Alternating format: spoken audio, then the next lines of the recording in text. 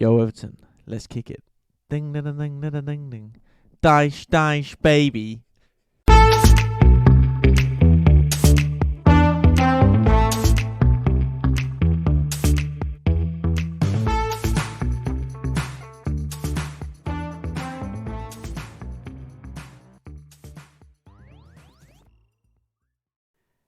Good evening, Jack. How are we?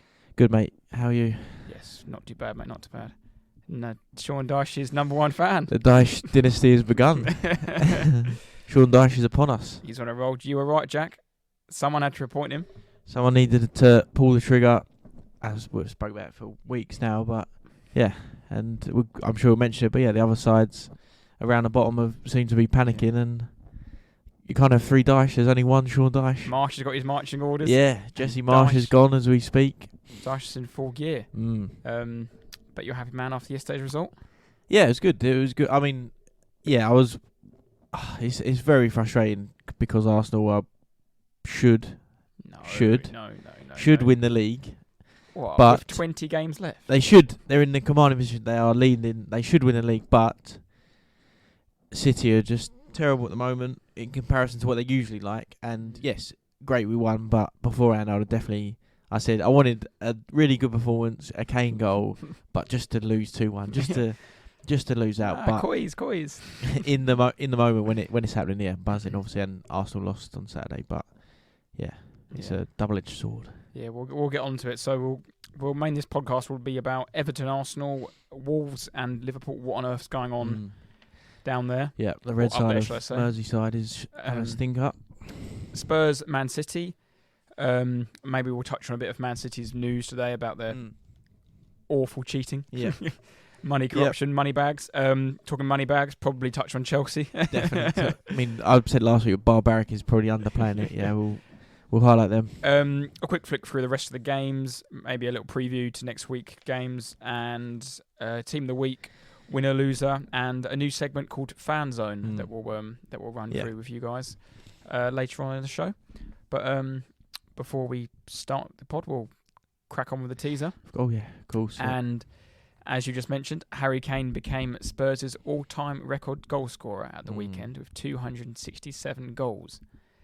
But can you name the all-time top goal scorers of the remaining quote-unquote Big Six clubs? Ooh. So, Man City, Man United, Arsenal, Chelsea, and Liverpool.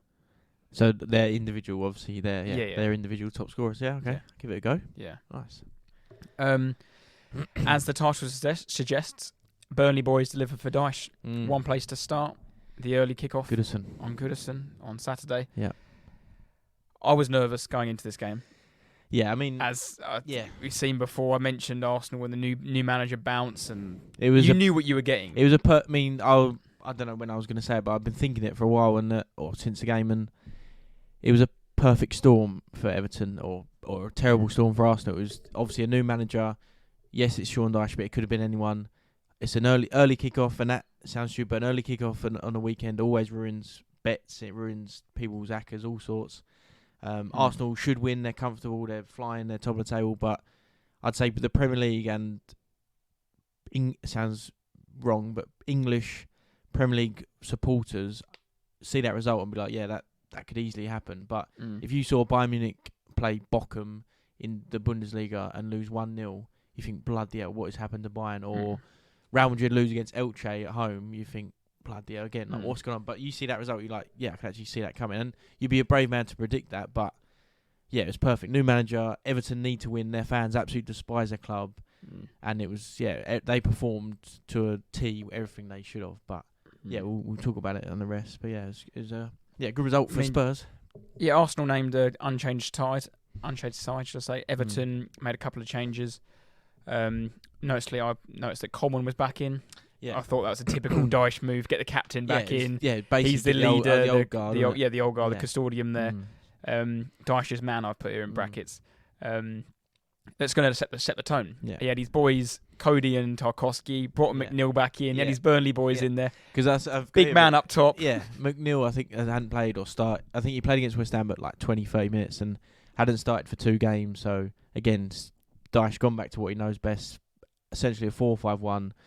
played a natural left. They swapped over. Iwobi starting left and McNeil starting the right, but it wasn't working. So they swapped over, played a balanced natural side. Left footers on the left, right footers on the right. Like you said, a big target man up front, and yeah, it was just basically stick to the basics, and we'll go from there. I mean, Arsenal don't have a great record at Goodison. I think they've lost 3 of the last 4. Only getting a draw out of that as well in them 4 games. Obviously now lost 4 of the last 5 there.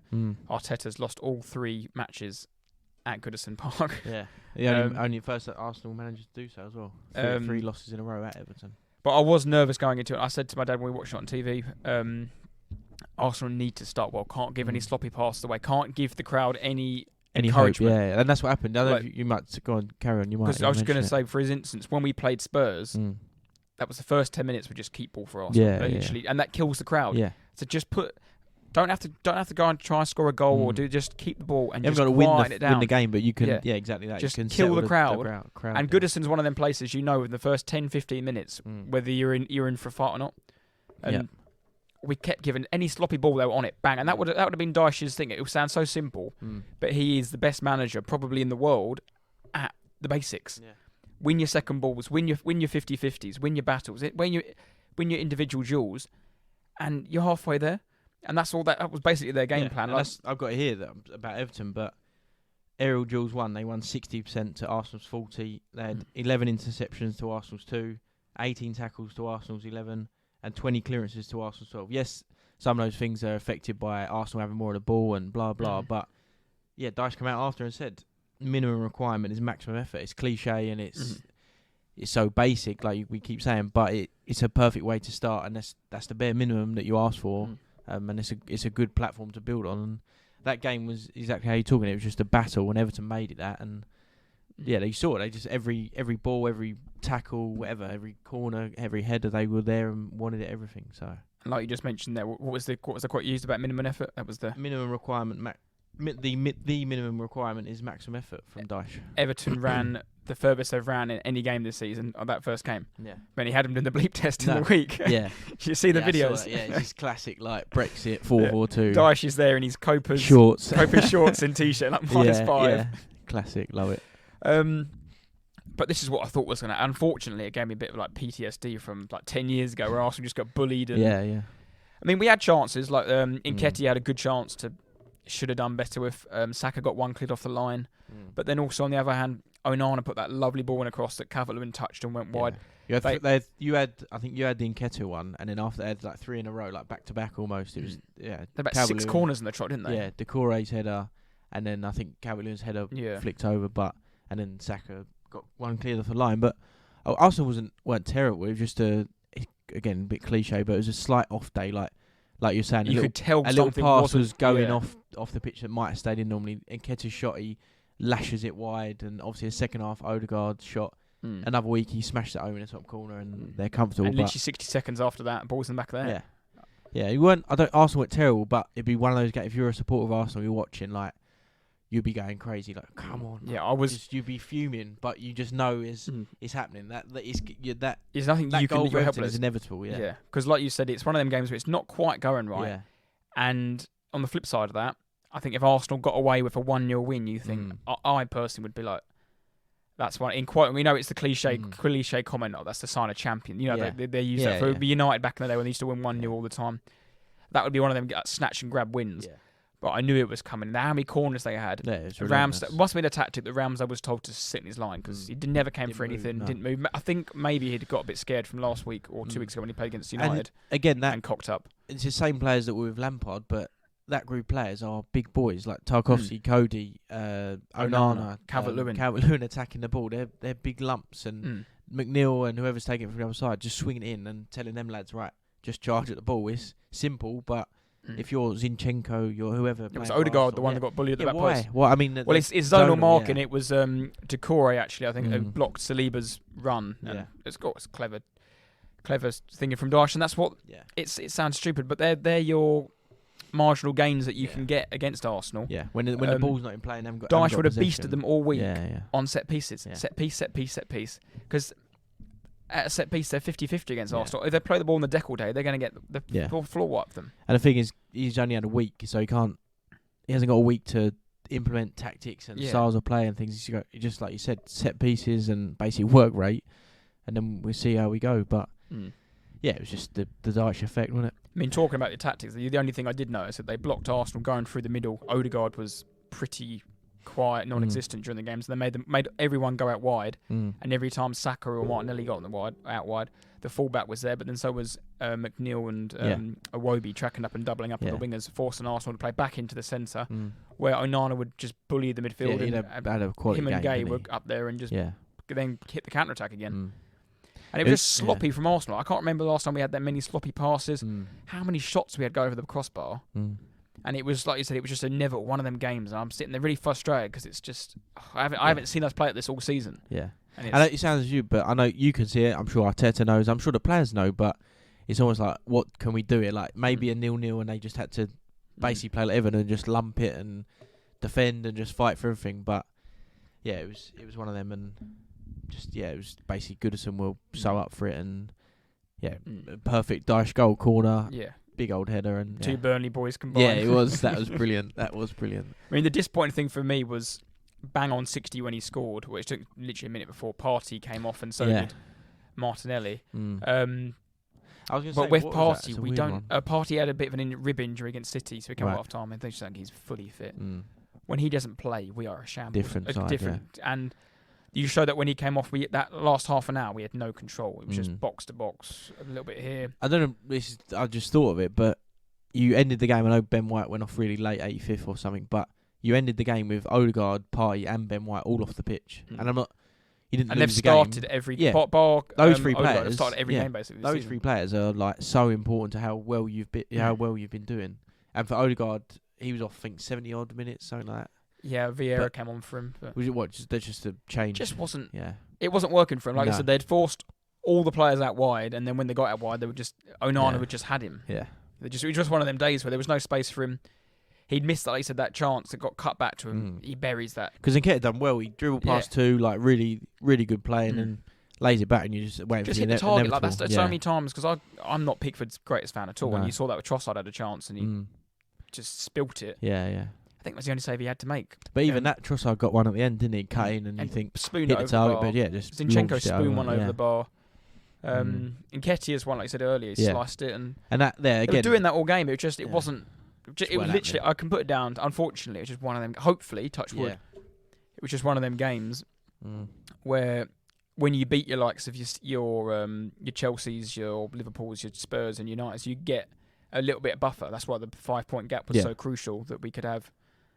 It's really annoying for me though, to be on a selfish thing, that we couldn't play Frank Lampard's Everton because we would have wiped the floor with them. Yeah, easy. And that for me shows the difference in quality between a person who should be the captain of Question of Sport and the person who's a very good Premier League manager in Sean Dyche, who can drill a team. Yeah. In 1 week, they've looked the best they've looked all season. And it does happen, and it doesn't always happen. I'm not saying if I suddenly became the manager of Southampton, we'd stay up, but when they at the elite level, when they change a person, like I said before, it's the same group of players, but they turn up for Arsenal and they look totally different. They had Sean Dyche, they were ready, they were so up for it, and that's sometimes it's horrible, but people have to lose their job for that to happen. And they're still in the bottom three, I think, because of results, maybe. Yes, I believe they are. But they're obviously much more confident now. They're going into a Liverpool away next week. Oh, massive game! Yeah, but Liverpool have been terrible from what they've been in the past. So they have nothing to fear. They're in the bottom three and goal difference. Yeah, Dyche could be a hero within 2 weeks. I think the Everton's record at Anfield, they won in 2021, but I don't think they've won. Lockdown, wasn't it? Yeah, I don't think they've won. They won in 2021, and their last win at Anfield was in 1999. Yeah. So because I remember Moyes never won there, so they haven't won there, and they only won there once there since. And Moyes has been in charge forever, but their record at Anfield is awful, and I think they might have beat them at home twice in that from 99 to now. So for now, for next week or this week coming, that would be a huge moment, wouldn't it, for them if they get a result? You want a little prediction on that? On the Merseyside derby? Yeah.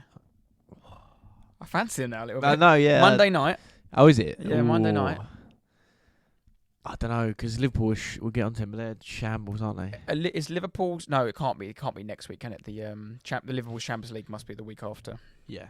I don't know. I'm going to draw.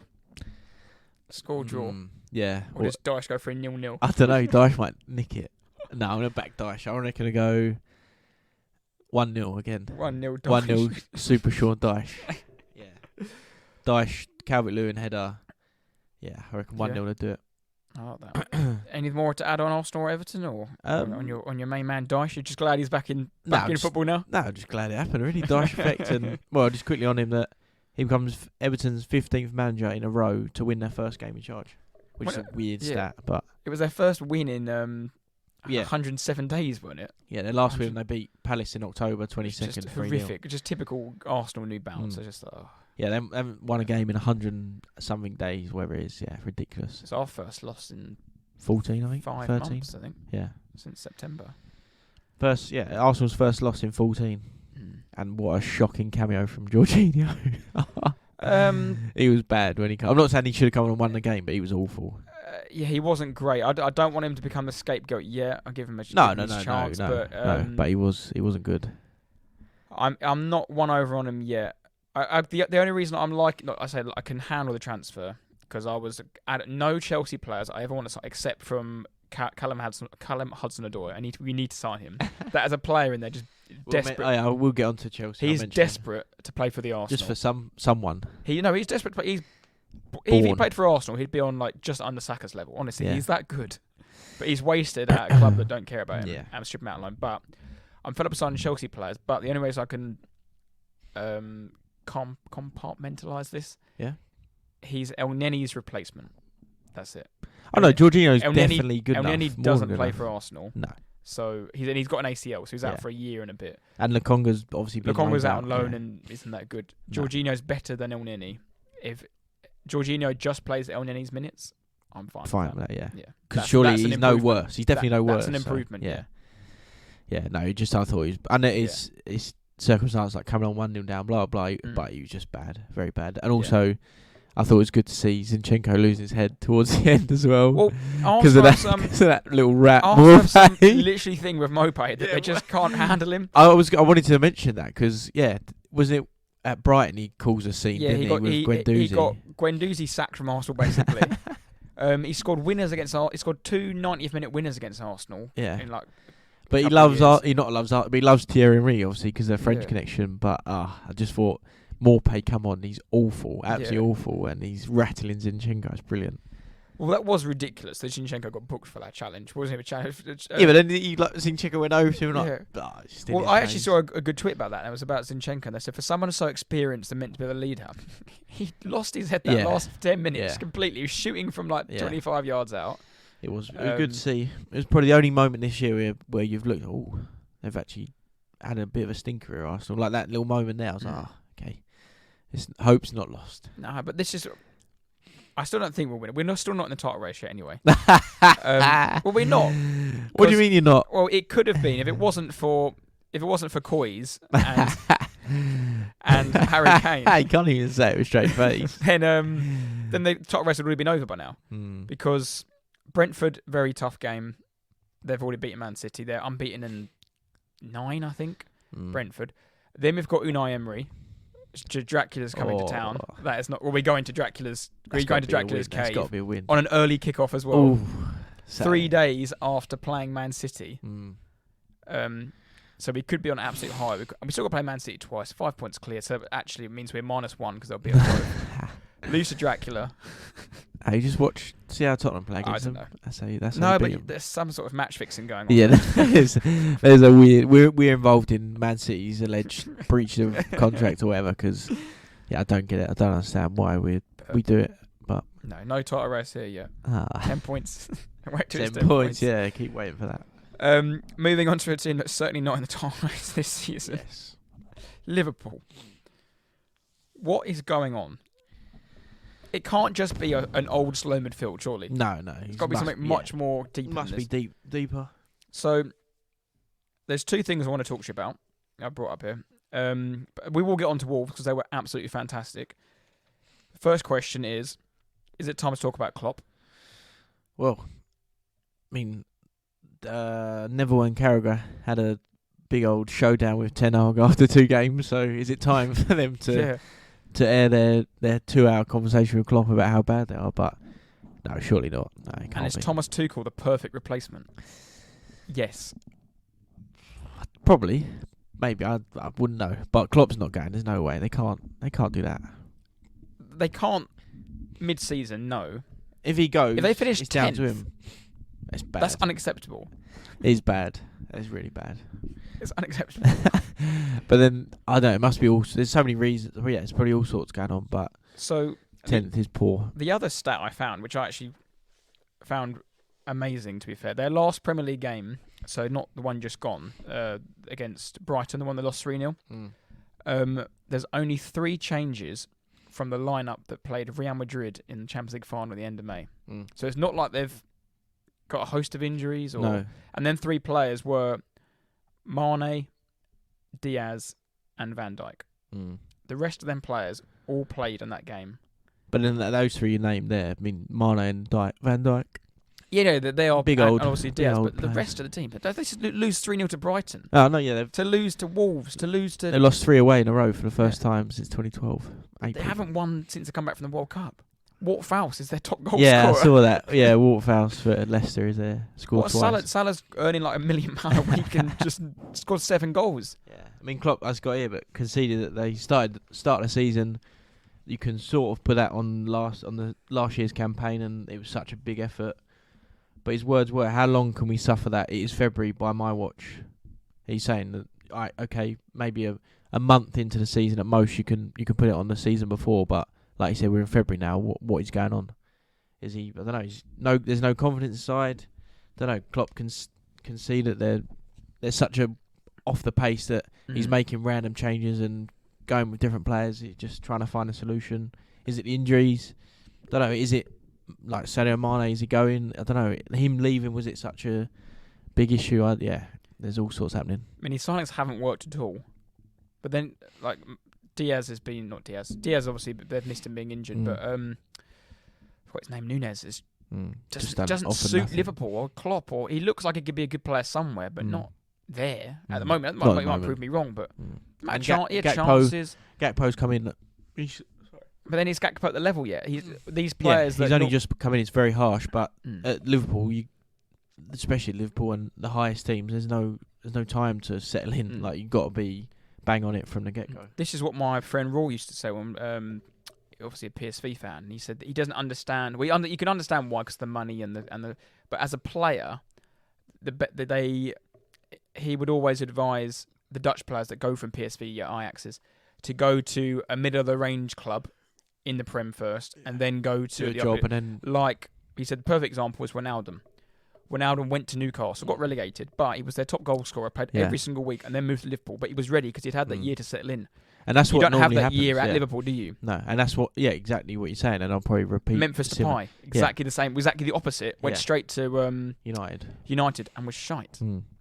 But I think that's what tends to happen, is that these big clubs, they might see a Depay or a Wijnaldum, and they'll be like, "Oh, he's good, but I'm not sure. We don't want to take the risk." So Virgil van Dijk. Someone else goes and buys him, and they realise how good he is, and they go, "Right, let's get him in January." Bosh, there we go, and that seems to happen all the time. But Liverpool, it's Gakpo. Maybe, like you said, maybe it's too early, and I don't know. He does need a year, but like you said, you haven't got time. You haven't got time. It's 7 games he's gone now. I know it's 23, something like that. It's really harsh, but you don't have time at Liverpool. You have to hit the ground running, especially when they're playing so badly as well. Yeah, and he's playing, and you're looking for him to change things and get results and score goals, but it's not happening.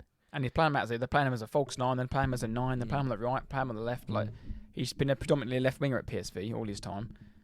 He keeps chopping and changing. He's got a new league. He's going to struggle. And they're now 11 points off top 4, lost 7 in the league, conceded 28. That's conceded the same amount of goals as Everton and West Ham. No winning 4. Yeah, they've just such a points. Awful mid-table side. Yeah. They've dropped more points this season than the last 3 combined, which is ridiculous. Yeah. They've conceded more Premier League goals in the opening 5 matches than any other side this season. Yeah. Another goal this first 5. We scored against them in the first 5 minutes. And it's one of them. I don't really know how to describe it. It's one of them things like you said. You mentioned earlier with Everton beating Arsenal. If you just saw your phone, you'd be like, doesn't surprise me. Yeah.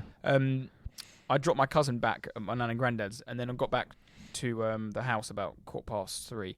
Looked at my phone. Wolves 2, Liverpool 0.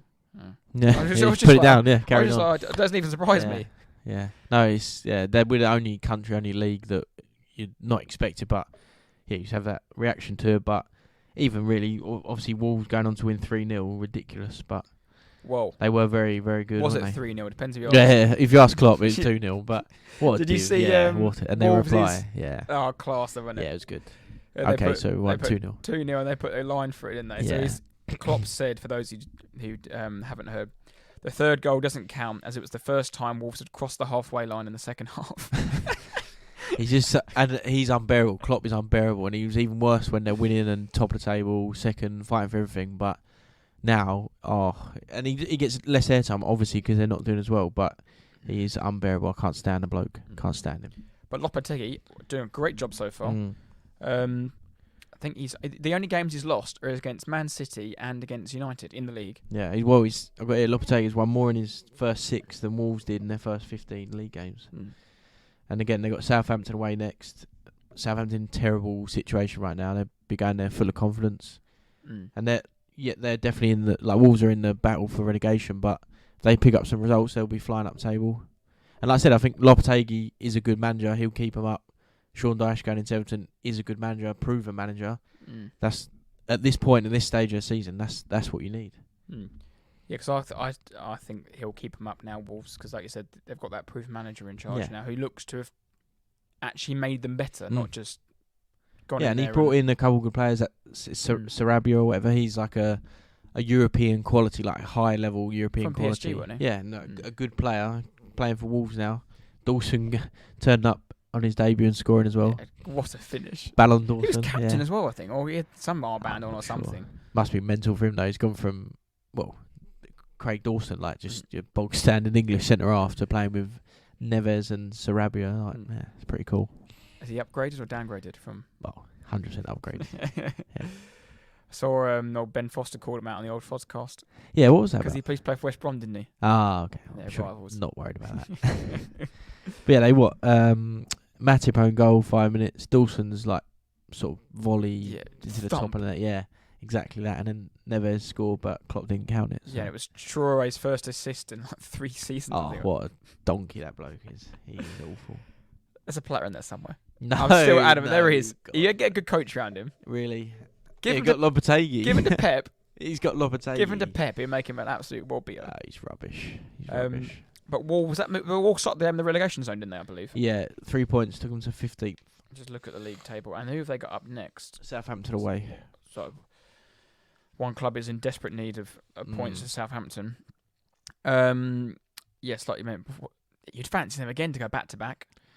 Yeah, it's hard. It's very... Because, again, like we're saying how bad Southampton are, but like the Everton result, like the Wolves result, if Southampton won that game, I'd be, they're fighting for their lives. They need a result. That could happen.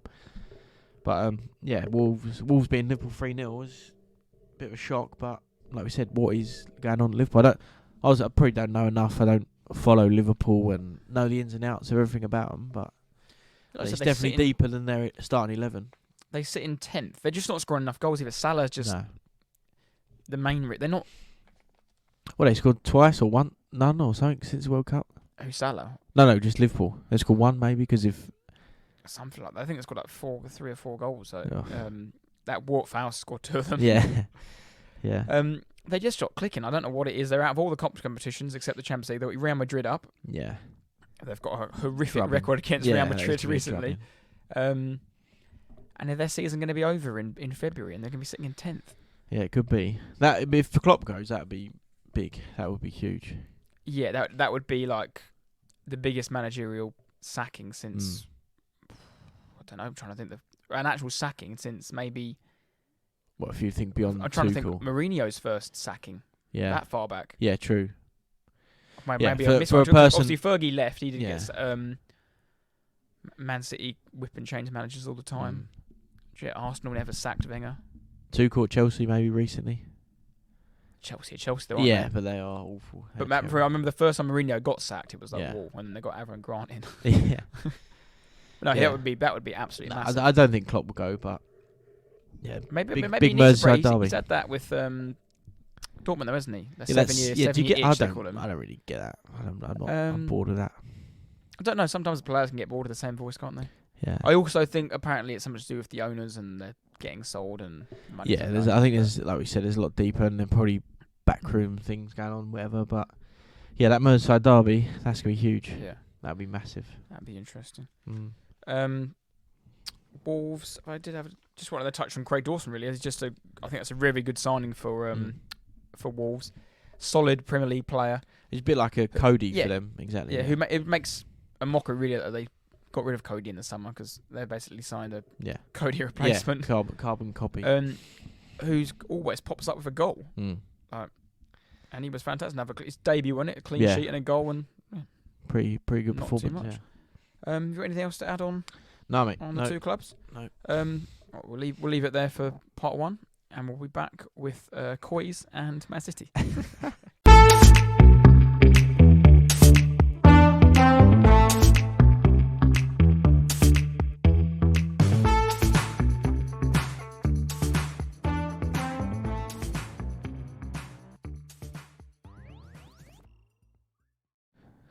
Right. Should we talk about Tottenham? Another win against Man City. Yeah, what a ridiculous record. Is that 5 on the trot? Think so. I think, well, they haven't scored in a new stadium, and we last lost to them in 2015. So Aguero scored. Wembley, wasn't it? No, that was White Lane, the old White Lane, 1-0.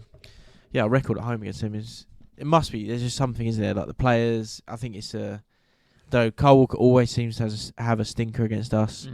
Something about Pep against us, and yeah, I don't know. Harry Kane always plays well. Son enjoys it against Man City, home and away. Yeah, there's a weird feeling in that game. Before we get any further, can you issue another apology to Pierre-Emile Højbjerg for his man of the match performance against the best team in the world / country against the best midfielder in the world? Can you say the words Jack Kendall-Brown, apologise? No, I've apologised before. I'm not apologised again. He was very good. That's what I'll say. What's all these Spurs people complaining about Emerson Royale as well? It's the first time I've watched him as a Spurs fan. Yeah, it's just classic Tottenham. Like, we buy a £45 million right back, and Royale suddenly goes, I'm having it today, and he was brilliant. It's just ridiculous. But that whole game, in general, that performance is, yes, you can't do it every week. It's impossible, but the way we played is surely what Conte wants, surely. And what we've been doing previously can't be what he's asking for. There's no way. And we were good. We were just very, very good. So Man City started all right. They were keeping them knocking the ball around, and then Rodri played a hospital pass into Rico Lewis, robbed by the Viking, who then little touch threw the ball outside of his boot to Kane, who slotted it away across the goalkeeper to make it 267. Yeah. Is that correct? Goals for Spurs, yep. Goals for Spurs. And he's 200th in the Prem. The all-time leading goal scorer for Spurs. Good. Very good, isn't it? Yeah. Your GOAT was for Spurs? Yeah, it has to be. Yeah. Like you asked about best player and whatever. My lifetime, Harry Kane, 100%. 100%. He scored 267 goals for Spurs. Beats Jimmy Greaves' record. Quickest player to 200 Prem goals. I think he's done it in like 301 games or something. And like Shearer done it in, I want to say something like 400 and something. Rooney done it in like 400 and something. Sorry, I actually have the games here. Go on. Kane scored his 200th goal in his 304th game. Yeah. Shearer 306 and Rooney 462. Oh, so Shearer weren't far off, but yeah, no. He's and he's 60 off Shearer's. Yeah, and if he stays, no, he just will do it. I was about to say if he stays fit, but he just will do it because Shearer, I think he had 2 knee injuries, like 2 shocking ACL injuries, 2 surgeries. He missed like 2 or 3 seasons. I think Shearer also played a year in the first division. Yeah, and also, I think Kane would do it comfortably, but also Shearer just stayed at Newcastle and just wanted to score, which is absolutely fine. And I think Kane will do the same. He might stay at Spurs. That's my next question. Yeah, Will Harry Kane score his 261st goal in a red shirt? No, he won't. No, I don't think now. Or a white shirt? Because that's how again the argument comes up. Is it time for him to move and win trophies and all that? No, I don't think he's gonna. I don't think he will. I think Man United need to do a Alex Ferguson power move and buy him in the summer. That's what they need. Yeah, they do. Man, I mean, imagine they bought him this summer. Man United need. They'd be like, "What's wrong with the title?" Yeah. Newcastle would love Harry Kane. Arsenal would love Harry Kane. Whoever, but Harry Kane would love to play for Arsenal. Yeah. But no, I don't think he moves. I think he stays. Yeah, I think you're right. Because every year it's something. It's like this year. Oh no, he liked Conte. If Conte stays, he'll stay. It was Pochettino. It was we got to the Champions League and it got more money. Yeah, there's every year something different changes, but every year this conversation comes up. Yeah, he won't upset Poch next season though, because well, I don't think Conte will be there next year. Well, you don't need him anymore. Yeah, after got his mate. Yeah, get his mate in charge. Whether it's Salatini or whatever his name is. But no, just a quick one on Kane. I've got a nice little breakdown of his goals. Yeah, go on. I've got it as well. 51 left-footed, right-footed 165, headed 49, 2 less than Rooney. And other 2. Yeah. What was the ghost goal at Stoke? Does that count? Was that his foot? He didn't get credited it. Ericsson. Oh, he did give it to Ericsson. No, he swore in his claimed life, yeah, that's what I'm thinking of. But he never got the goal. Oh, right. So others obviously off his bum and off his thigh or whatever. something like that. But you probably say in a sec, but 39 penalties and the main one free kick. So he's a brilliant goal scorer, unbelievable player, but please do not take a free kick ever again. And that free kick was Villa away. Whether you can even count that as a goal. Villa away, deflected off the wall. Brad Guzan was wrong-footed, and then it was Kane 18. It was prime Kane, but that free kick was the only moment he's ever done. Please do not take another free kick. Those stats, those numbers alone tell you no. The one question I wanted to ask you is he scored 135 at home. That includes Wembley. 131 away, which is pretty impressive. So literally a 50-50 split. Neutral ground 1. Yeah. Has he scored in a semi-final somewhere at Wembley? I don't think he's ever scored in the final, has he? It must be. I was thinking at Wembley, but obviously you said Wembley. Wembley for home us. games. Yeah. So it must be an FA Cup. I don't know whether we should play at Wembley. Unless I've heard a thought. You remember lockdown and all them rules where you couldn't go to a certain country. I remember Arsenal played Benfica in Rome. And because we were playing because you couldn't go to Portugal and come back, and then Arsenal played Benfica second leg in Greece. Nah, yeah, it might be something like that. I'm trying to think. I don't think maybe it was a semi-final or something. Yeah, that. But I don't know. It's a weird one. Yeah, I just assumed I meant Wembley, but like you said, obviously that counted as home. But yeah, 39 penalties, probably all against Arsenal as well. So this was the question I saw. This was going to be my teaser, but I assumed you might know the answer to this. What teams he scored most of his goals against? Get onto it. Well, not get into it, but we got Leicester away next week. It's Leicester. Yeah. 18, wasn't it? 19 games, 20 goals, 5 assists. I remember it was like back to back. I think you played in back to back seasons at the end of the year, and he scored like 5 goals in one game, didn't he? No, for something like you said, Leicester just seems to do it. Scores away at home, all sorts. There was like you said, a little period where it was just. It's become a joke, and they'll probably, when we play them, they'll talk about it again. But yeah, of course they will. Yeah, when it's coming up this week, especially this week, it's perfect timing, isn't it? And recent years, obviously, Leicester had Schmeichel, and it just obviously it seems like he always scores against Schmeichel, but it was like Kane just had his number and was always going to score. So like I said, 19 games, 20 goals is incredible. Didn't he get the opener against them this season as well? And you battered them. I think you might have, when Son scored 3, didn't he? Yeah, now after that game on the weekend, quite confident going into Leicester. Yeah, so a bit on Man City. Are you entertaining this conversation that they're a better team without Haaland? Or do you think that's complete nonsense? No, it's rubbish. What has he scored, 25? Yeah, but the interesting stat what Carragher brought up, was this stage in the season compared to last season, they've got exactly the same amount of goals. So they haven't got Jesus. They haven't got Sterling to share his goals around. He's definitely there, and he scores a higher percentage of their goals. That's definitely what happens. But no, they're not any worse with him. Is that right? Yeah, they're definitely a good side. I think I agree with you. Yeah. But then people bring up the argument. Well, Ronaldo last year at United individually was very good, but Man United were they better without him? Probably. It's a strange one, isn't it? I don't know. It's a very strange one, and there's such a thing about Haaland and the way he is and the way he plays football. Is like everyone calls him a freak and a robot, but it just winds me up with Pep and City and who are we to question Pep Guardiola and Man City? But again, a big game, a big moment. They need to win the game. Why? Why is Kevin De Bruyne on the bench? Why is Diaz? I know they've just come back with but he was on the bench against you last time, wasn't he? De Bruyne. Yeah, and then they come on and then they win the game. Why is Laporte on the bench? And then they play and they don't give the ball to Haaland. They pass around and around and around and they don't give him the ball. Haaland didn't touch the ball inside our box. It's just, and yes, it's Pep and they've won all sorts and they're a brilliant side, but I don't get it. I don't understand it. It's an interesting one. Like you said, Man City have lost all 5 games at Spurs and failing to score a single goal despite having 84 shots attempt. But they were a centimetre away from scoring. That Mahrez bang on half time hit the bar, kills the crowd, and then that goes into the second half, and you think De Bruyne might come on at 1-1. There's obviously something going on at City where Foden is apparently ill. Whether you want to read too much into that, and Stones, he was ill as well, wasn't he? I think Stones is injured. He got injured against Arsenal.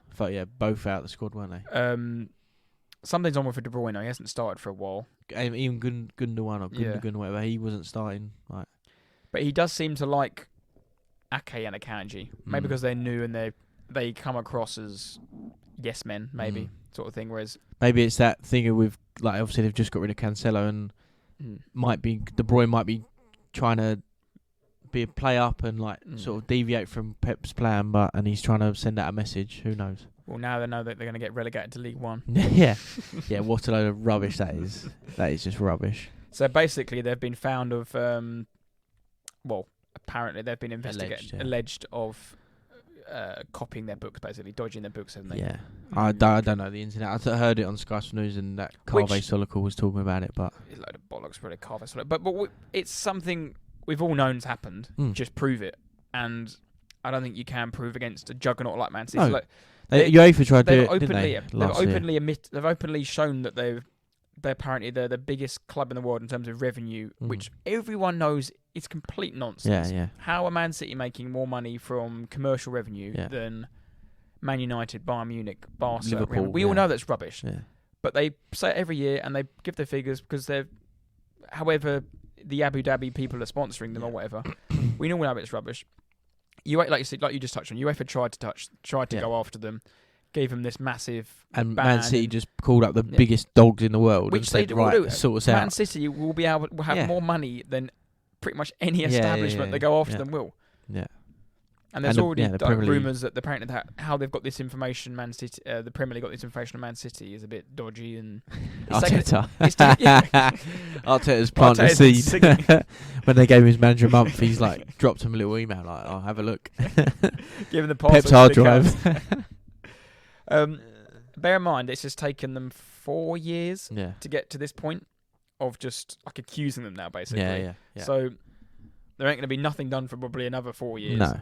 And they report, and they report all that stuff they could get points deducted and relegation and demoted from leagues, all that. But for clickbait, innit? Yeah, it's just that's the worst case, absolutely terrible situation. But it's just not going to happen. There's no way, no way. 100,000 million% not this season. No, if it ever did happen. No.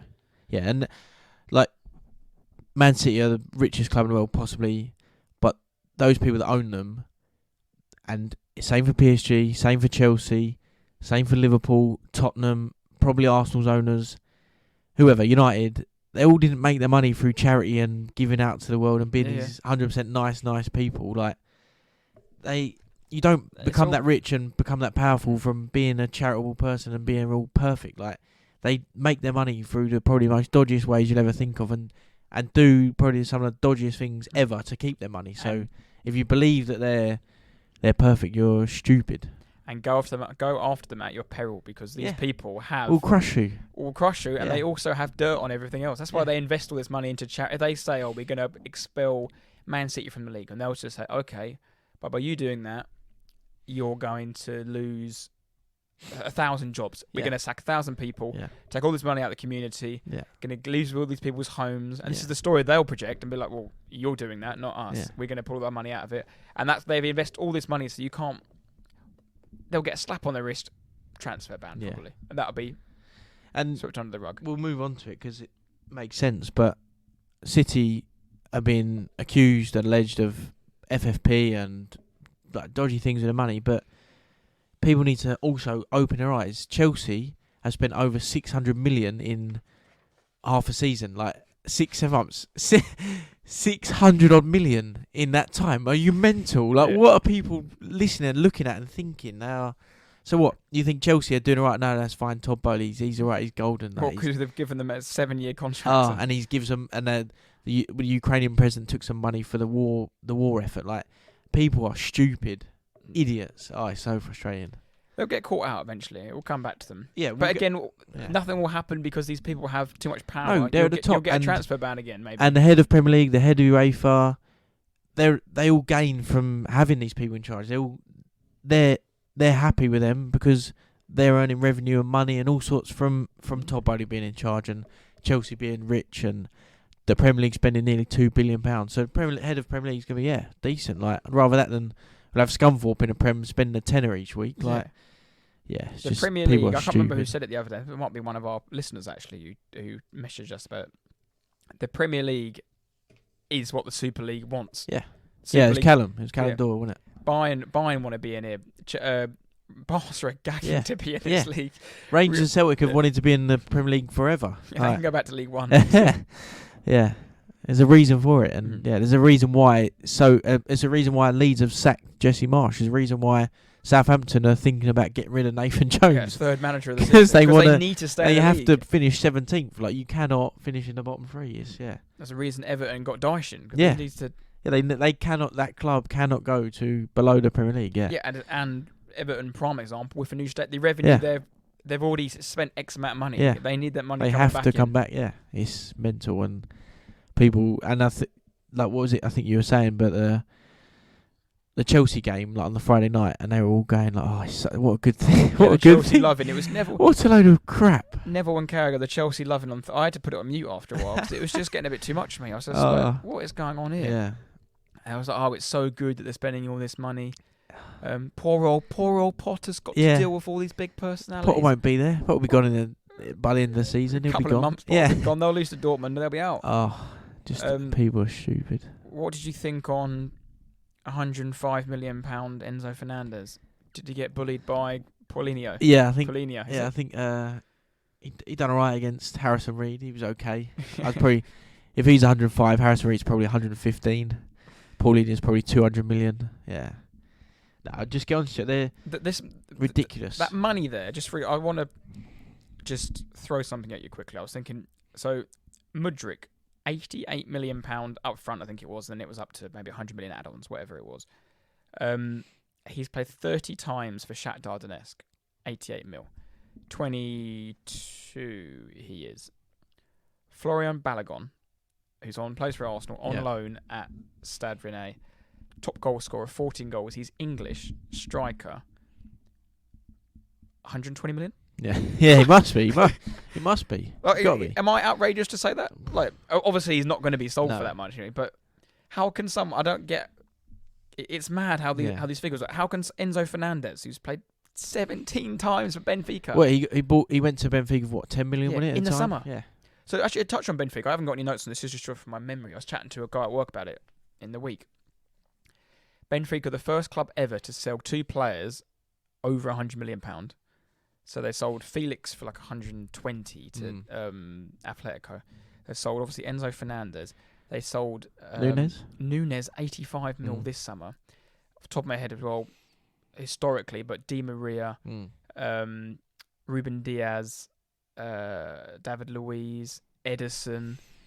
I don't get. Matic came from Benfica or went to Benfica and walked back, didn't he? I don't get how this. how the club and the league are getting all this. Even like Bruno Fernandes got sold for like 60 million from Sporting. That league's shite. Well, and the right back, that Spurs just bought 40 million at Cancelo least. came from there. Yeah. And he went to Juve and around there. Yeah. How are they getting all this money from a league that I think it is technically, quote unquote, the 5th best league in the world? But if you play 17 times for Benfica, how are you worth 105 million pounds? He's just not worth 105, 106, whatever it is. Like he's a 22-year-old centre fielder on an 8.5-year deal. Yeah, we'll get on to Chelsea because it doesn't make any sense what they're doing. But I've similar to what you said, but I've got to focus on like a couple players. They've bought like 16 players really that sort of contribute to that total money they've spent. But that is it Madueke, the English left winger. Oh yeah. From PSV, was at Tottenham when he was in the under 18s or something. Yeah. But just bought him for just under 30 mil, 80 games, 20 goals. 14 assists for PSV, like not bad, all right, pretty good for a professional footballer, but not 30 million pounds. But he's a prime example. But was it necessary? Really? Did he need to go and do that? No, because you got Callum Hudson-Odoi. Exactly. That's what underneath Hudson-Odoi question mark. Like you've got Ziyech. I don't relate Ziyech at all, but you have players like that who are just and Mudryk, like you said, 44 games, Pulisic. 12. Yeah, I've got a list here, but 12 goals, 17 assists for Donetsk. 22 years old, gets bought for nearly 90 million, 8.5-year deal, probably on 90 to 100k a week. And then, Fernandes deal. Then Fofana, centre-back, 75 million from Leicester. Obviously suffers with terrible injuries, but it's just another one added to the list. Like, obviously, he's got terrible injuries. He's a good player. Well, he seemed to be a good player. He was tipped to be good, but suffers with terrible injuries. So why are you spending 75 million on him? It's just... I genuinely believe that this plan, their method, what they're doing, is probably going to be one of the worst things ever done. And Chelsea will have a new manager in probably less than a year. They'll have all these players that, when they in a couple of years' time, they go, actually, I don't fancy playing for Chelsea anymore. The squad will be unhappy. What do they do then? They've spent over £600 million, all on these stupid contracts. Like, I think it's awful. The two players I'll touch on here, I agree with you what you just said there, are Cucurella. I think he's just a dreadful defender. Yeah, but when Chilwell comes back, Cucurella's not going to play. And that was like 60 mil. Yeah. And the other one who I knew would be awful from minute one is Koulibaly. Yeah. And he's 30 odd years old. There's a reason no one touched him for all this time, and then they just bought him because he was probably like 85 from FIFA. And he was good for a couple of years ago. Let's get him. He's cheap. Ridiculous. And like you always go on about, but Donut. Lukaku, £90 million on loan in Inter Milan. Like he's still there. You spent all this money, all these players, and you got a £90 million striker on loan, and you still haven't got a striker. All those rubbish you've bought. That's exactly what I'd say. They've bought £600 million in the summer, wasn't it? Since then, summer and January, yeah. And you bought one striker out of all that. I think maybe that Fofana's a striker, really. I don't know, but Aubameyang, the squad. Yeah, he's gone. They don't want him. Potter Obama who? Obama what? Yeah, it's ridiculous. Oh, Huber. Sorry, mate. Yeah, just clown. Yeah. Chelsea fans in particular, you want your Chelsea back. I think you've well and truly got your Chelsea back. But there's some of these players I've never even heard of, like Benoit Bashashili is from. I know he's been playing quite well, actually. He's centre half, isn't he? Yeah. But I think people forget about Sterling. Like he literally plays in that Madueke's position. Same as Mudryk. They're all left wingers who like to cut in on their right foot. Yeah, what are players like? They're not brilliant, but Mount, Gallagher, Ziyech, Pulisic, Sterling. When all these players are ready and fit, what's going to happen then? They're not going to be happy that Mudryk and Madueke are on stupid money and playing here and there. João Felix. Yeah, João Felix. They're stupid. And any Chelsea fan that's listening that is actually quite happy with what you're doing, you need to wake up and smell the coffee. It is awful. So, I don't know if you've heard about this player, but Omari Hutchinson. Yeah, from Arsenal, wasn't he? So, he left Arsenal in the summer because he was unhappy with not getting any game time. Well, has he not played it? Surely, I've not even. So, he left Arsenal and he decided to go to the club that give youngsters the best chance in football. Yeah. Chelsea. Yeah. Potter's given him like 2 or 3 sub-appearances, but he's a left winger, right-footed. So since January, they've signed like I just said, Mudryk and that Mukalele, and they've got mad. Yeah. Well, Well, Ziyech plays. He's a left footer. Got Pulisic off the left. Sterling there. Yeah. So It's mental. It's sorry, mental. mate. What they're doing, Chelsea. If City are in trouble, Chelsea have to be next in line, or in like they're building up. They must be rubbing their hands together, going right. Here we go. Let's get this idiot Todd Bowley under our thumb. He's just like a little kid. He's got all the like £10. Gone to the sweet shop man, going yes, I want everything. He's just big old flash American turned up and just splashing his cash on crap.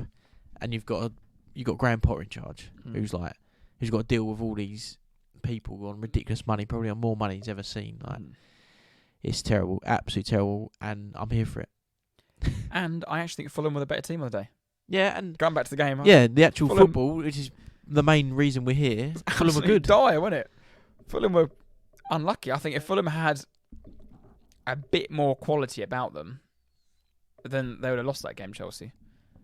Yeah, Fulham were, and yeah, exactly. I'm like, because all I'm thinking about is what they're doing, but like at the end of the day, they're playing a game of football, and Fulham, above them in the league, aren't they? Like 8th or whatever, they are 7th, and Paulinho and Harrison Reed in that middle was superb against. Well, yeah, as good as World Cup winning £100 million centre midfielder Fernandes. Like, yes, I know it's his first game and all the rest of it, but right now that Chelsea situation, you've got to look. It's so much bigger that you got to look beyond that. And Fulham gone there, done a job. Tete, the right back, was incredible. Yeah. Chelsea tweeted before the game a picture of Reece James, was he back from injury? Said, name a better right back. And then Fulham, I think, quoted it. Yeah. Man of the match, Tete. Yeah, it was good. He was good. He was very good. Yeah. Should we run through the rest of the games quickly? Yeah, we'll talk about the rest. So obviously that kicked off the weekend, 0-0 Chelsea. Which we touched on Arsenal. Villa versus Leicester. Aston Villa 2, Leicester 4. A lot of goals. Just a bit of a calamity. It was 3-2. It was just two awful sides. Prime Emery ball. Yeah. That equaliser. What are you doing? Was it one out from the back? Wasn't it? That's what Emery. No, but Emery tries to play this, can't do it. But he had Socrates, Mustafi, and. Did he do it at Watford away? Was that him? Yeah, that's the exact game. Yeah. Just look when cleverly scored. Yeah, because when that was when the rule change, wasn't it? It was you could play it inside your like a player could come inside. Yeah, I've got that. David Luiz, I think. Yeah. When Guendouzi went off and gave the old 2-1. Mate, this is the banner. Boy. This was that was just nearly the peak. This is why I hate that man. Trying to watch Socrates play out the back with, I think it was either Leno or Peter Cech. I think it was Leno at the time. Yeah. And it was just bad news. Horrific, mate. There might have even been Peter Cech. I don't know. It was one of the Villa went 2-1 up, didn't they? Yes, yeah. Yeah. And then 3-2 at half time to Leicester. And Leicester, maybe they're back on. That's the first win since Maddison's back, when he scored straight away. Well, it's a good time that we play him next week, and they've just come off the back of that. So, Brentford 3-0 against Southampton. Team were absolutely flying. That was a result of the weekend, really. No loss in loss in 9, I think. And in that 9, they've played Man City, Chelsea, I think, Spurs, Liverpool. Yeah, they'd be good, and you beat them there, but our draw there seems alright at the minute. You're quite happy with that. 3-0 and no Tony scoring as well. It's not bad. Yeah, Mbeumo, I had Mbeumo in my fantasy this week. No, I saw goal assist. I had a stinker. I forgot about it. Yeah, it's quite tough. If you listen, you're part of our leagues. It's sort of there's like 2 at the top, 2 or 3 panels involved. They're sort of breaking away. There's me and Tate. It's that stage of the season. Yeah, I saw the old. A lot of people captained or missed a point on his head. Oh yeah, Rashford. We'll get onto him. I've missed the Mr. Man United Meek boat. Mills. Yeah, I've missed the Man United boat, but yeah. Brighton 1, Bournemouth 0. I thought they'd be easier. I thought they would have scored a goal early. Basically, more of a comfortable win than it was. The exact words. Yeah. Matoma, another goal. So he's the main man. Unlucky not to get spoiler alert, but unlucky not to get the team of the week. But yes, and the thing is, I'm thinking there, but Brighton again, they give it a Trossard, but Matoma comes in and they just reset. They just we'll go again. Well, there's that joke online. They said Arsenal should just sign Casado's replacement. Yeah. It cost him 5 mil. Yeah, so true. Man United 2, Crystal Palace 1. That was a nervy one, wasn't it? Yeah, it was after. Anthony decided to get Casemiro sent off. Yeah, what? Did you see? Obviously, he was on the floor, And then something shouted and he ran straight up. Yeah. He caused the argy-bargy. He caused that whole issue. And he said, again, I was watching that ref watch today. It's an awful bit of telly, but it's really good because Gallagher is such a knob. But it is a red card. Like, they're trying to talk a load of rubbish. I can't see what I'm doing, but they try to say, it's just below the neck, but just above the chest. Like, it's just shut up. It's a red card. Yeah. It's the correct decision. How many times have you seen like a little shove in the face or like a pathetic touch and he gets sent off for that? Like it is pathetic, but it's a red card. Yeah, it's just a red card. And then it was 2-0 comfortable for United, and then suddenly 10 men, Palace get a goal, and they're sort of a bit nervy, but 2-1 United again, didn't they? Win again. Schluck got the goal for Palace. Yeah. And luckily for Man United, that they've got 3 league games before the Carling Cup game, the final. So Casemiro will be back. Yeah, they got Leeds twice, I think, didn't they? Yeah, Leeds twice in a week. So that's probably the reason they've sacked Marsch. Do you think they have? I think they play him this week. Do you reckon they have a new manager by then? Leeds. Maybe by the weekend, I reckon. They play on Wednesday, probably not by Wednesday. Yeah. Unless Bielsa's still in the country. Yeah. Yeah, he might be still in his house in Yorkshire. Obviously, we touched on Wolves and Liverpool. Newcastle won, West Ham won. A very good result for the Hammers. Yeah. I very thought good. After 38 seconds, they were 1-0 down. Yeah. Then VAR saved them. Yeah. And while they were still showing the replay, Newcastle scored again. It was like feet just ran from kick-off. And like, okay, it's on amateur, and they just stood still. Yeah. I mean, weird. I can understand where West Ham fans are coming from when you see a striker and you just know it's going to score. We had Drogba, now we've got Kane, and West Ham get battered by Callum Wilson. That's so true. I didn't even think week about in, that. week out. I think he's got 10 goals against them now. It used to be Lukaku for West Ham. Yeah. Now it's Callum Wilson. Poor buggers. But Paqueta scored off from the corner after Rice's corner. 1-1. Great result for them, and a special mention to Declan Rice, who was absolutely superb in that It's good, wasn't he? Yeah. Not his biggest fan. Might have to when he's wearing Arsenal shirt next season. But he has to move in the summer. But that is why they'll stay up. They'll be fine. He was superb. Forest 1, Leeds 0. I was watching this game and it felt like this game went on all afternoon. Like the game just went so slow. Great goal by Brennan Johnson, but these are the exact games. I think we mentioned it in the first or second pod that Forest at home have to win, and that will be their fortress of. Yeah. These are where if they do stay up, this is the exact result. Why? They're right now. I think they're, I want to say, 13th now in the league.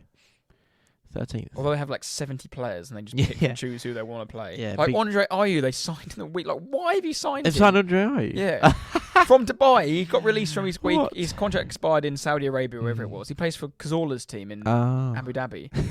He was just on the bench. Why have they signed Andre Ayew? They're like a non-league side. Like every week they got new players, trialists, and ridiculous. Yeah, but Big Surge got 45 minutes, so don't mind Leeds, another loss. What did you say off air, Jack? I think obviously they sacked Marsch today, but I think they've won 2 in 17 games, which is terrible. Horrific and sackable offence. That's terrible. Yeah. He should have gone. I think last season, right at the end, they stayed up last year by 3 points. Yeah, he just got appointed though, didn't he? It wasn't good enough. No. To stay up, and they only stayed up because Burnley cocked up in the last couple of games. I don't think. Who are the rumours right now? Bielsa, I've seen, and Corberan. He's Carlos the guy from West Brom, isn't he? He's the current West Brom manager, but he was assistant or one of the assistants when Leeds had Bielsa, so that makes sense. There's like a rumours of Poch, but that's never Pochettino's never going to Leeds. Not a chance. I would say I feel sorry for Marsch, but I did think he was quite fun. He was quite a character, wasn't he? And he definitely, I don't know what the saying is, but he was almost like up against it already because it sounds stupid, because he's American. Yeah. The English media, English football just written him off already, and he's gone now. And I don't think like the players hadn't given up. It's quite simply, I just don't think Leeds are quite good enough. They're just not. They'll run and they'll fight and do all that, great, but we'll fight. Yeah, we'll win. They're just not. I just don't think they're that good. They're just quite simply not good enough. What about all the Americans you just signed as well? Yeah, well, that's what I mean. In January they made a record transfer deal. They just got in Weston McKennie, the American from Juventus, and a day later Marsch is gone. So so it's a weird one. To end the week was the last time these words are ever going to come out my mouth.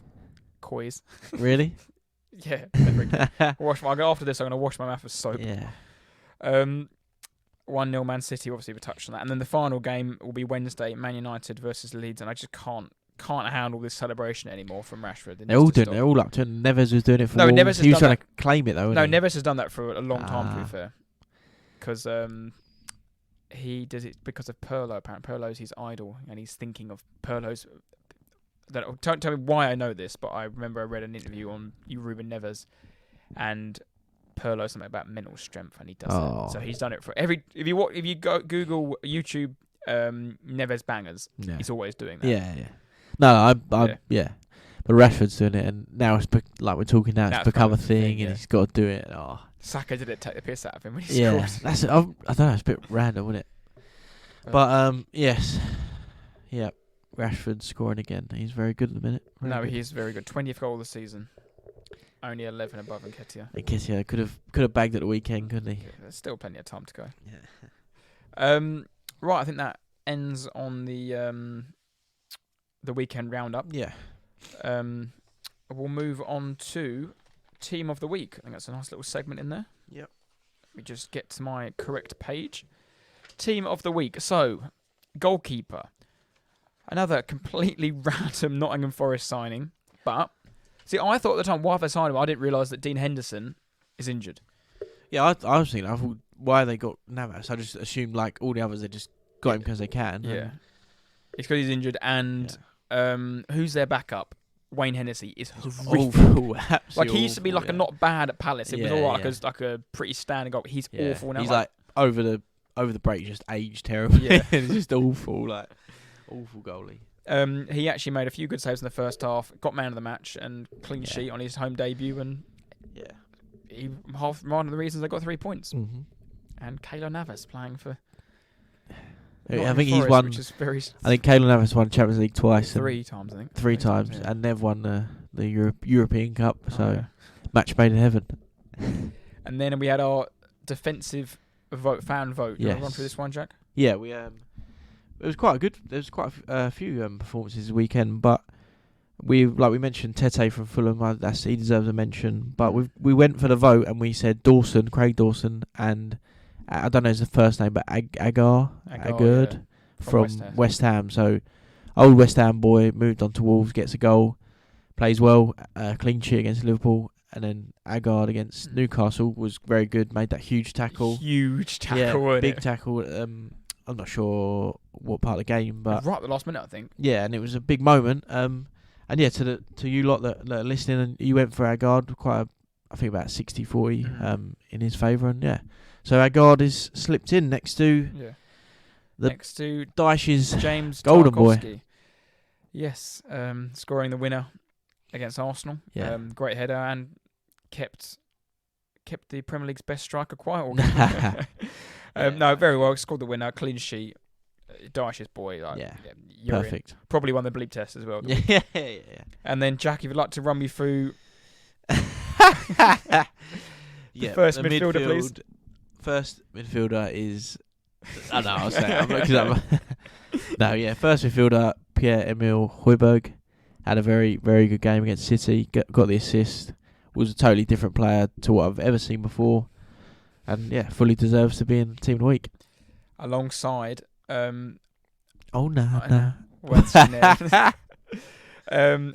from Everton, double Everton players in there. Yeah. Was like Yaya Toure, prime Yaya. He was all over the pitch, wasn't he? He was like a spider. Down, left, right, all over the place, shouting at the crowd, getting the crowd up. Was superb. Like, I can't really... He was an all box-to-box, all-action midfielder who, was good. Absolutely super. I think he actually might have got man of the match in the game. I can't remember. Might have been him. But he was good, yeah. Yeah, he was good. He was super. Very good. He was, like you said, everywhere and just... Yeah, exactly what you'd want in that sort of game and charge about. And if he plays like that, he'll be absolutely priceless to Sean Dyche. And he'll get a move in the summer. Yeah. And forward. The forward, do you want to run through this one? You're the main man? Yes, just simple, it. Harry Kane. Oh, Harry Kane. Just had a little pop for the listeners. Harry Kane, couldn't be anyone else. 267th goal, 200th goal in the Prem. Yeah, it's more simple. Harry Kane. Yeah, nice and easy. Right, so that's the team. Just run through quickly. Keylor Navas Was it Agar? Yeah, whatever you want. Tarkowski, Højbjerg, Onana, and Harry Kane. Moving on to a new segment called Fan Zone. So we thought about this after all the games in the week. We chucked some stuff out on the Insta for you guys to vote on, predict on, put your saves on the weekend basically, and it's just a way of you interacting with us and some content for the pod as well. So I put a few things out there, and I'll run through them with Jack as well. First one: Suarez, Kane, Drogba. Start, bench, sell. Oh, it's so tough, isn't it? Yeah, it's so tough. They're all brilliant.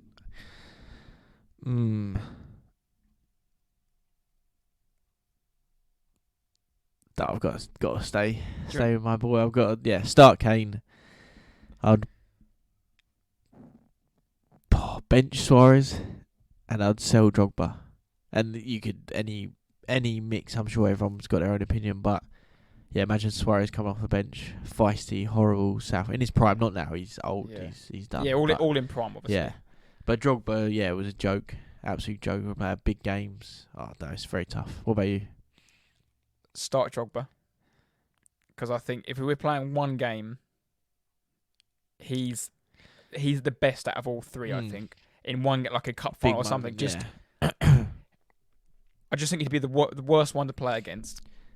I would bench Suarez because I think of that 2013 to 2018, maybe 2017, best striker on the planet.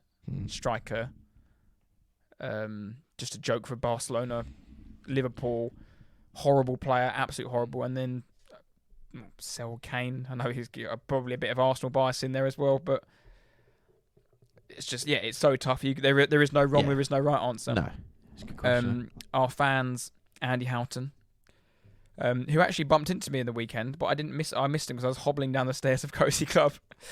But shout out Andy, said he would start Suarez, bench Kane, and sell Drogba. And Griff also said he would sell Drogba. But I think that's got some Arsenal PTSD about that. I mean, mine's probably exactly like you said. Kane always, but Drogba's very, very good. The next one, I put a screenshot of the Premier League table top half, and just said predictions are your top four. And interestingly, everyone came back and said as it is. I still can't get my head around that, so they sort of just go over my head. Them comments. I can't get over the people think Arsenal are actually going to win the league. Oh, shut up! I can't think that. I can't. City about to get relegated, mate. No, Pep's going to be managing against League One opposition, League One Ipswich. Quick question: Arsenal and Man City lost the weekend. Are United back in the title race now? They beat Leeds. Obviously, they will. They're 5 points off us. Someone, I think it was again Reese. He said Man United to finish above City. Just no. You never know. No. Bottom three. A lot of people again agreed as it is, and then Jim Hyde, keen listener of the show, said that it's Dyche baby. It's got to be Dyche. I think Dyche has got enough to keep him up. I think I from the start of the season I predicted Bournemouth, Leeds, and might have said Fulham. I don't think anyone said Southampton, but I think Bournemouth, Leeds, and Southampton. Casemiro red, yes or no? Yep. Yes, I also voted. 73% of the fans voted yes. Yeah, so definitely. Quite high on that. Yeah. Will Kane break Alan Shearer's goal scoring record? Yeah, he will. 80% said yes. What do you reckon? Yes or no? I voted no.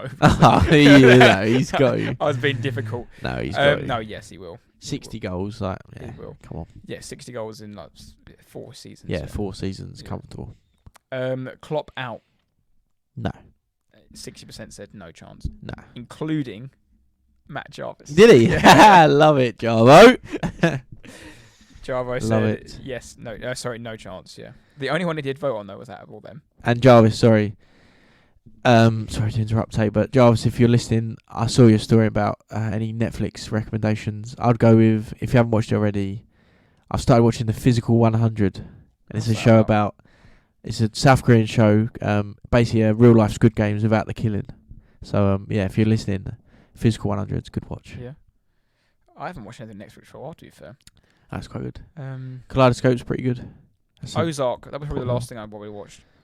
Probably back a year now. If you haven't already watched that, yeah. Stick on Ozark. Yeah. And Slow burner. Okay, it really does take.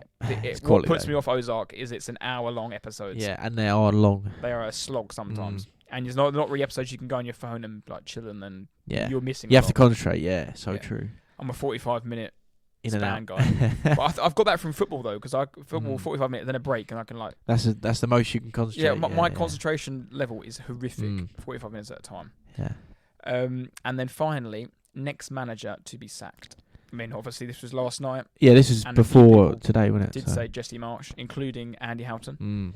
And I think Andy Boyden as well also said. Yes.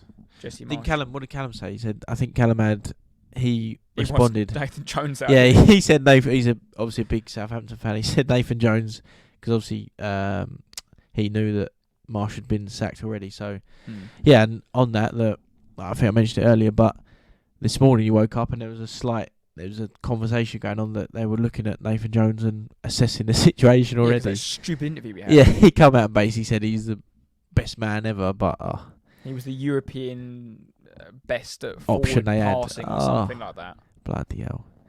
Yeah, it's not the right thing to say, is it at all? Not great. So now Marsch is gone. Graham Potter. If none of the bottom sides do in the next few days, I think Potter in the summer, latest. Yeah. But no, there'll be plenty more fan zone to come.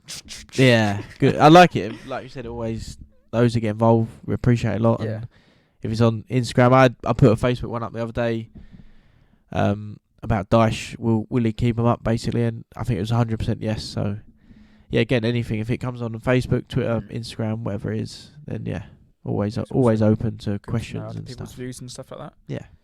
All right, moving on to winner and loser of the week. Yes. Do you want to start off winner? Yeah. I'll go winner first. I think the obvious one is Harry Kane, but I've not chosen him because I thought it speaks for itself. So I thought I'd go a little bit. Sorry, got burps there. A little bit different. I've gone with Rems manager William Still, and I think it's sort of he came into light last week and might have missed the boat with a little sort of shout out, whatever. But yeah, Will Still's the manager of Rems. They sit 10th in Ligue 1. They're nine unbeaten in all competitions. He's a 30-year-old, half Belgian, half English, if that's even a thing. It's his first manager, first head coach role. He hasn't even got his A license to tick all the boxes to say that you are a professional manager. So every time they play a game, I think the club gets fined about 22,000 euros.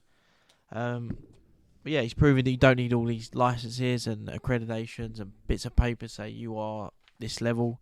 But yeah, it's just good to see. It's quite exciting. It's very different. A young English manager. Yeah, it's just good, exciting to see. Like you said, your mate Balogun plays for them. It's the second time I think Renee have been put in there. Though I put them in the loser that week because they kept sent off. Yeah, sent off and losing. But yeah, they've done all right recently. That's why he's sort of come into the news, isn't he? Because they're doing okay and people are taking notice. So yeah, Will Still was my manager of the winner of the week. French as well. Yeah, there's a little video going around. He's speaking thick English accent, then he changes back to his French. So yeah, so Will Still winner of the week. So mine actually sort of similar to that. Winner of the week is a manager who isn't a manager, Christian Stellini. See the Spurs second in charge. So listening to his pre-match press conference, he was basically saying that he's been in charge all week and Conte let him pick the team and hasn't really had any say in it. So I thought that's probably why Spurs have won. Yeah. He got the best performance Spurs have put out all this season, I think. And I think Spurs played really well without that bloody egomaniac moaning and sighing on the touchline and kicking bottles and just he doesn't want to be there. So it's quite clear. Obviously, he doesn't want to be there. Maybe the players. Maybe that's why Roy Alp had an absolute blinder. Because they were screaming down his neck. Screaming in his face. So true. He went about his business very well. They won the game, and I thought, well, fair play to you. Yeah. You're the assistant. You're coming under a bit of pressure to. I don't know. It's the first time he's probably ever done that. I think he done it we had him Marseille away this year. We had him Oh, because because Conte got sent off or whatever. So I think was it a draw or whatever. We got through that game because again that man Højbjerg. And I heard today that when they were Inter, he'd done 3 games in a row and they won them all, and he hasn't. He's won. I think we beat Marseille, didn't we? So we've won every game, or this guy has won every game that he's taken charge of. So yeah, no, maybe he's the answer.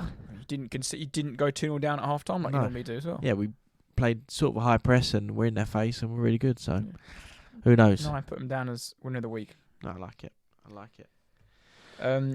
You go with your loser of the week. Loser of the week. So, as you would have seen if you've been watching the football over the weekend, Sky and BT have gone together and put out #GreenFootballWeekend. And I put a tweet out about it and just said basically it's just a complete load of bollocks. I mean, I'm all for let's try and be better for the planet, do what we can do, but these 2 companies especially trying to promote this is just complete crap. They're the ones that make these stupid games between 2 clubs who play hundreds of miles away from each other, ridiculous kickoff times. When trains don't run, they're on bank holidays or they're on Sundays, meaning people are going to have to drive, use more carbon, use more petrol or diesel and pollute the planet more, hence making football more green. You're also going to have to bring your whole studio down for a game. And my prime example was, I couldn't remember the game, but then I figured it out eventually this afternoon. Southampton versus Newcastle. Neither of them 2 teams are in Europe. That game was moved from a Saturday 3 o'clock to Sunday the 6th of November at 12 o'clock in the morning or afternoon for Sky Sports. Yeah. Why? The distance between the 2 grounds is 322 miles away. That's a 5.5 hour car journey with no traffic. Or it's also a 5.5 hour train journey. Their trains were not running on that Sunday due to industrial strikes and whatnot. But I also don't think trains would have been running. So you've got 5 hours. Just call it 6. You're going to have to leave your house at like 4 o'clock. Well, 3 in the morning basically to get to the train station. Say you leave half an hour from the train station. Get there for 4. A 6-hour train journey. Then to the ground gets you. This is with no delays, no nothing. Gets you there for like just past 10 o'clock. Let's walk to the ground, get a bit of food, get in the ground. 12 o'clock kickoff. It's just ludicrous. Yeah. None of these teams play Thursday nights or in the Champions League. Why on earth is that game on? And you have the cheek to provide. And I actually noticed that this week they actually tried to do games a bit closer for that exact reason. But it's just bollocks. Yeah. Don't promote it and then just do shit like that. Yeah. Yeah. My loser of the week, that is a very good one. Mine's probably quite similar. Similar loser of the week basically. But I've gone for us, the fans. I think you used it before, the match going supporters. And I hate to sound like the AMF, like the against modern football crowd, but it is. So like Tottenham playing City at home on a Sunday at 4:30, and it's the same issue for the City fans, but all because of TV. It's like you're saying, they move the games to when it suits them. So we get into Champions League, but I don't think we still play on a Sunday at home or away at stupid times. But the idea of Champions League is to get into Champions League, which is fantastic, play in the week, but also play on Saturday at 3. I've got here, but so Chelsea away, Forest away, Newcastle, Liverpool, Villa, Arsenal, City all at home, West Ham and Chelsea at home all on a Sunday. Midday, whatever, 4 o'clocks, 2 o'clocks, whatever. No trains because of strikes and industrial works. And then you end up going to the game, you end up coming home at 10, 11 o'clock on a Sunday night. It's just so frustrating. It's so annoying that it keeps happening. And it's all because of Sky, all because of BT. And I hate to sound like one of those moaning, awful people, but probably this year more than ever, you realise that it just keeps happening. It's very, very frustrating. That was one of the things I got annoyed about last year, especially for Arsenal, who weren't in any European competition. So I was like, bang on 3 o'clocks every week. We're playing Sunday after Sunday after Sunday after Sunday. Why? There's no need for it. No, it's so annoying. And even worse is the Monday game. Oh, Monday night. Why is the Merseyside derby on Monday night? No. There's no need for it to be on Monday night. No, it's only because of football, because they have the games, they have a midday on a Saturday, the 5:30 on a Saturday. Then Sunday they have two or three, and then obviously Monday night football. But yeah, it's very frustrating, and yeah, this week more than ever is very, very annoying. So yeah, loser of the week, I'd say us. Well, just so I've just looked at the fixtures for next week. Bournemouth versus Newcastle, so it's literally the same distance as the Southampton game. 5:30 kickoff. Yeah. Just make it a 3 o'clock. Yeah. By the time that game ends, you're not going to get home until 2 o'clock in the morning. Yeah, it's ridiculous. Ridiculous. Right. That was 2 good little losers of the week. Revert back to the teaser. Harry Kane became Spurs' all-time record goalscorer of the weekend with 267 goals. But can you name the all-time top goal scorers for the remaining big 6 clubs? Okay. Man United, Rooney. Correct. Arsenal, Thierry Henry. Correct. Man City, Aguero. Correct. Chelsea. I'll come back to Chelsea. Liverpool, Ian Rush. Correct. Yes. That's the one I didn't get. Oh, really? Yeah. Chelsea. Lampard? 5 out of 5. Yes! Let's go! Yeah, Ian Rush was the one I didn't get. Yeah, no, I know it's Ian Rush because it's Ian Rush. It's not like a modern footballer. I thought it was. I put Doug Leach. Yeah. Oh, true. Yeah, because I knew because it wasn't like a modern day footballer. But Chelsea, struggled a little bit. But no, good. I like it. I like those questions. Yeah, because I thought Aguero only did it by 1 goal. Oh, really? Yeah. Who's their second? Some oldie. Some random. Yeah. I wouldn't even know. A proper Man City player. Yeah, an actual Man City player. Rooney. I knew Rooney. Henry, obviously, I knew Lampard because Lampard's. I always found it a mad stat that Lampard is Chelsea's record goal scorer, and that he scored more goals than Thierry Henry did. Really? Yeah. Wow. But obviously he played there longer. Yeah, true. No, I always thought that mad stat. And then Lampard, Ian Rush, I got it wrong, but it's quite. I wasn't sure how many to put in or do like random teams, but I thought Big 6 was. No, it's good. I like it. Drop a comment or let us know how many you got back at home. Yeah, if you're listening. I'd be interested to know. But yeah, that was basically everything we've got for the pod. Yeah, this week, episode, what are we, 32? Episode 32, yeah. And before we go off air, there's a few things. Obviously, thank you again for sharing and subscribing and listening to the show continuously. We are going to be hosting a charity football tournament event, which may be some special guests down there, hopefully, maybe potentially. Jarvis, if you want to have a little run out. Yeah, basically, as you may or not know, I am running the marathon in April, and I will be hosting a football tournament to raise money for motor neurons disease. It will be an 8-team tournament, so if you'd like to put a team together, then do drop us a message on the Instagram, and I'm sure we can probably fit you in. If we have lots of choices, then we can probably have more teams in there. That'll be running in early April. I'll put the dates out once it's all confirmed. But yeah, if you'd like to come down for that would be superb. And the other thing I'd like to mention is that next week the pod will be on Thursday the 15th. Because Jack's going on a romantic holiday to Milan. Yeah, to Milan. For Valentine's. Yeah, with 4,000 Tottenham fans. Yeah, no, we'll, like Tay said, it'll be done a few days after what it normally is. But yeah, like Tate was saying, get involved in the charity day if you can. Like you said, message. I'm sure there's plenty of lads or whoever wants to play. So yeah, it'd be good. Just on a quick on Milan, very nice day. I was very underrated stadium because I thought it'd be an absolute crap hole, but it was actually. I didn't particularly like Milan as a city that much. But the San Siro I thought was really, really nice. Cool. Did you go to watch them? Yeah, I watched AC versus some random Italian team. Higuain scored. Yeah, it'd be good. I'm looking forward to it. Although they look terrible, but I'm sure they looked awful last night. I'm sure they'll turn up and play really well against us. Giroud probably score. King Ollie. Yeah, they've got a few links, haven't they? So tomorrow he plays, tomorrow we'll just play like he normally plays and have a stinker. Actually, he was actually injured against was he? Inter. Yeah, no. But so next week will be a Thursday, and we'll have Champions League review. We'll also have the Arsenal play City. Arsenal versus City on Wednesday. On the Wednesday? Night. Yeah. On Amazon Prime. Ooh. We'll have to watch that. So City could be 3 points clear by then.